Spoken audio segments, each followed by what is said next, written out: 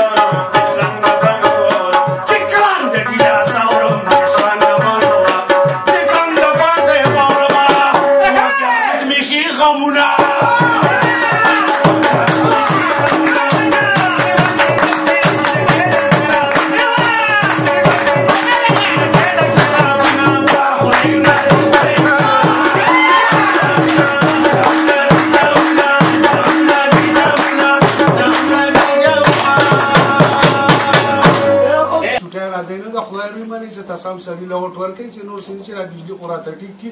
چې کم ځای یې ورکوو یاره نه غلط ځای کې ورکوو ووټ که نه یاره ووټ خو بس سم ځای کې ورکوي یاره